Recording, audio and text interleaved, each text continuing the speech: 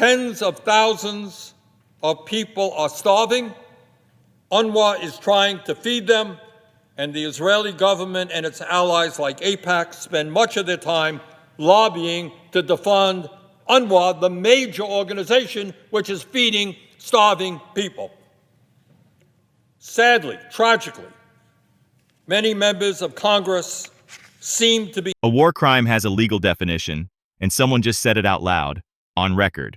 What you are about to hear is not opinion, it is not partisan framing, it is a direct accusation, and Congress is implicated. Watch carefully. Looking at the situation this week, the UN senior human rights official said that, quote, Israel's continued restrictions on entry of aid into Gaza may amount to the use of starvation as a method of war. Starvation as a method of war, which is a war crime, end of quote. The President of the United States, the Secretary of State, the National Security Advisor, the whole United States government has been begging the Israeli government to change their approach for months now. Aside from opening one border crossing, there is nothing to show for all of that begging. This is the sentence that should be leading every news broadcast tonight, and it is not. Tens of thousands of people starving, one organization still on the ground trying to reach them, and the political machinery in Washington is actively working to cut that organization's funding. Not quietly, lobbying for it. That is not a policy disagreement. That is a choice, made deliberately, defended publicly, and rubber-stamped by elected officials who return home and call themselves pro-life, pro-human rights, pro-democracy. The word being used here is not rhetoric. Starvation as a method of war is a defined war crime under international law. So here is the question nobody in your mainstream feed is asking you directly. If your elected representative voted to defund UNRWA, what exactly did they vote for? The Israelis this week denied entry to Gaza for the head of UNRWA, the backbone of the humanitarian aid operation there. Indeed, attacking UNRWA seems to be a primary concern of the Israeli government. Tens of thousands of people are starving.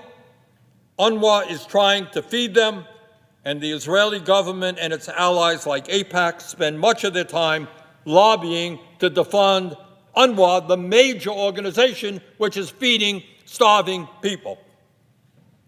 Sadly, tragically, many members of Congress seem to be happy to be part of this Starvation Caucus, happy to cut funding for UNRWA and make it harder to get aid to Palestinians in the midst of this crisis.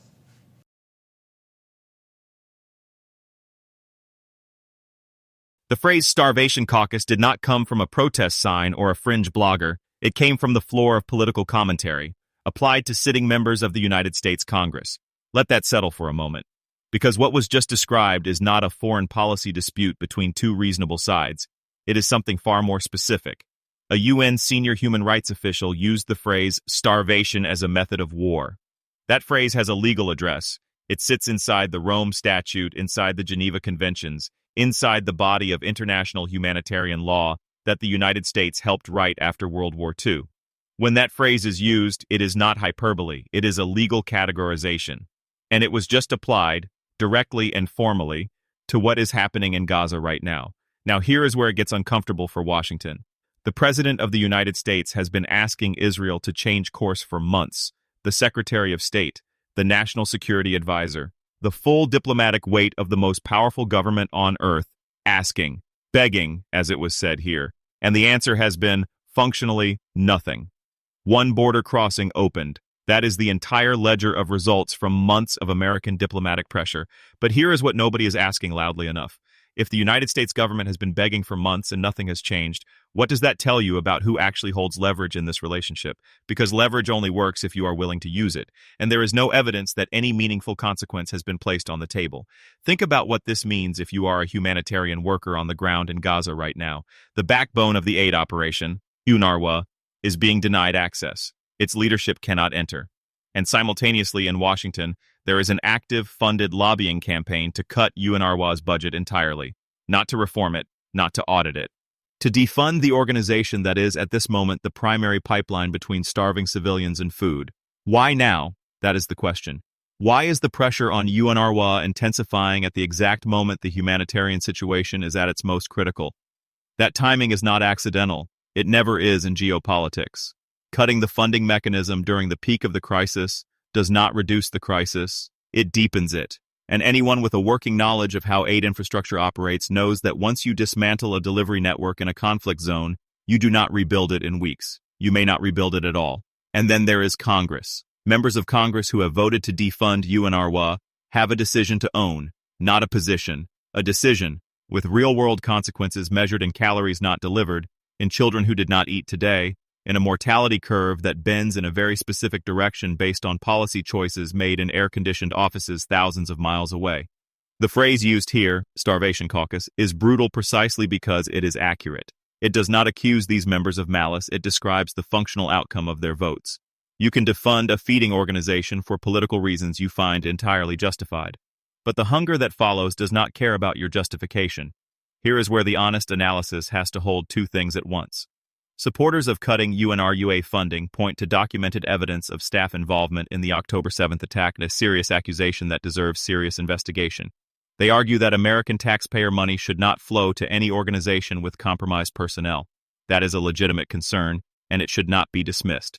But critics, and this is the part mainstream coverage tends to flatten, argue that the response to that concern has been wildly disproportionate to the scale of the humanitarian emergency.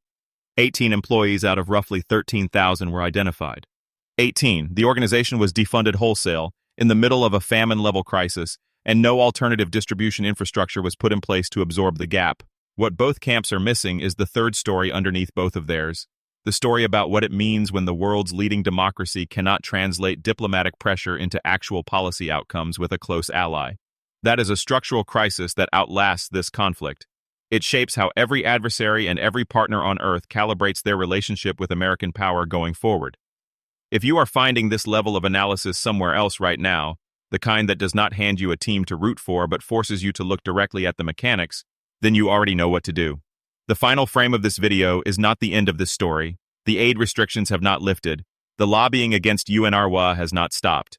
The legal categorization made by the UN human rights official is sitting in the record, unanswered, unaddressed, and largely unreported on the platforms most people use to understand the world. Starvation as a method of war. That is the phrase on the table. And the question that should keep every thinking person awake tonight is simple. When the historical record of this moment is written, which side of that phrase will the decisions made today be found on?